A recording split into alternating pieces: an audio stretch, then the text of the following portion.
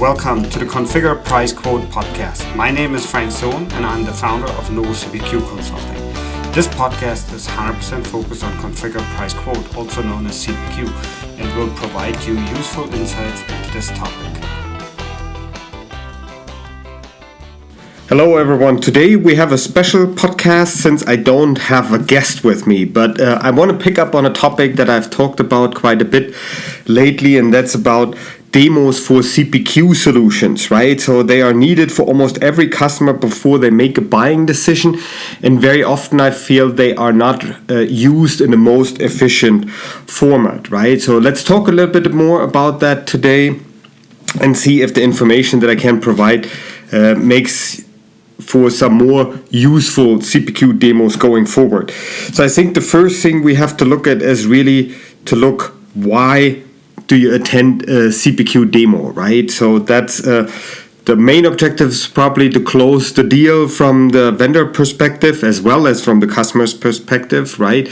And both want to have trust in the solution, so whatever the solution provides can fix the problem that the customer has. So both have a valid stake in this and they spend time on this. So now demos are done in a variety of formats. They could last from 15 minutes to 4 hours, right? So very different time frames. So let's then also start looking at who is actually performing the demo, right? So it's not always necessarily the CPQ vendor, even though they are obviously the party that most often performs these, but they may have already done some initial demos and then a system integrator is taking over, or they even do the initial demo as well because they are reselling the solution. So it's first as a question, who is doing the demo?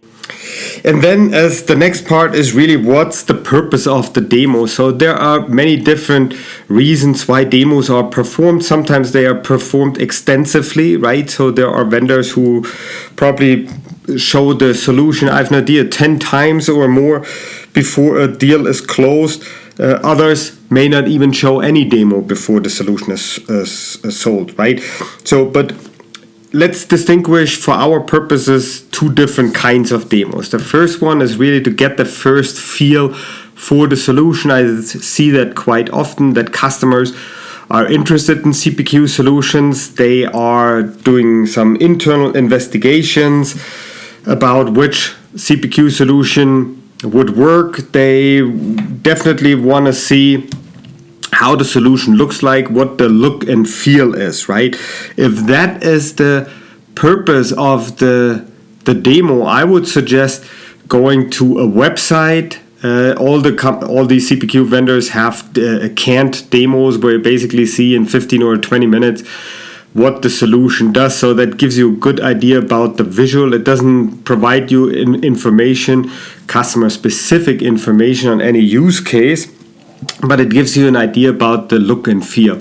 And you will get calls obviously afterwards from the marketing department because you registered. That's fine. You can ignore it if you're not interested. But the idea is you first get really just a look and feel. There's nothing else. So you would need to see other demos afterwards. So there are other demos where you would say, hey, I really want to explain key features and functions and want to instill confidence in the customer that my solution can fix your problems. So that's a different kind of demo. That's not something that's pre-recorded. As I mentioned earlier when I said canned demos. But this is something where you have to provide more information to the CPQ vendor so that they can set up a demo for you directly, right? So now the first thing then is to ask, how do you set up this demo in a way so that it is useful for both sides? So everyone has to do some homework, I think, before a demo makes really a lot of sense when we talk about these more detailed demos, right? So the first one is when you do this demo, you don't want to repeat these demos too often. And as a guideline, I would say shoot for 3 or a maximum of 4 demos. If you do more, then there's probably some flaw in the process which makes it necessary, and it may be understandable, but generally it indicates some problems if there is more demos, right? So, but anyway, the first one is you should make sure that you invite team members from all the teams which are impacted by this, since not every one of these team members will have time at the time you set up the demo. It's feel important to record the demo so that you can share it with all the stakeholders which could not make the original meeting. And you should also ask during the demo about the functionality for the team members which are not there. So if, for example, no one from the finance team can attend the demo, it would still be good to have these financial focused questions in the demo anyway, so that team members can see it afterwards. It also takes away an additional reason to just call the same demo to show it to just another person, right? So you're reducing the time and the risk that you have with all these demos, because you probably don't do that with just one vendor. You do it probably with 2, 3, 4 vendors, and that could be a considerable time investment, right? So, since we established already, you should invite all the team members. As far as you know, you should record the demo so that people can watch the demo afterwards, and you can reduce the effort you have to put into these demos. I think then homework for every customer is to explain the key use cases that you expect to address with this solution, right? So, because you're asking them basically, the vendors, how they can help you to be successful. How do you expect them to do it if you don't tell them what represents success for you? So you have to invest some time to explain these key use cases to the vendor, provide them enough information that they can do a focused demo and show you how they can address your needs. Then you also need to know, obviously, so even if the vendor shows it to you, how do you evaluate if that was good? Right, in such a way that you don't have a huge discussion after it, because everyone looks at it differently. So you need to think a little bit ahead of time how you want to evaluate, how you want to assess the demo, and who is actually doing the assessing, right? So you may have some decision makers and you may have some contributors who is contributing in which way, so that you can make a decision. And then last but not least, as a customer, you should also give a vendor a chance to have them show off some of the capabilities they feel are very helpful to their customers, but that you did not ask for. That's always interesting, can provide very useful input, and it's something that I would recommend everyone to do just to see what is available. Now, from a vendor point of view, it's a little bit different, right? So far I spoke from a customer point of view. Now let's look at this from a CPQ vendor point of view.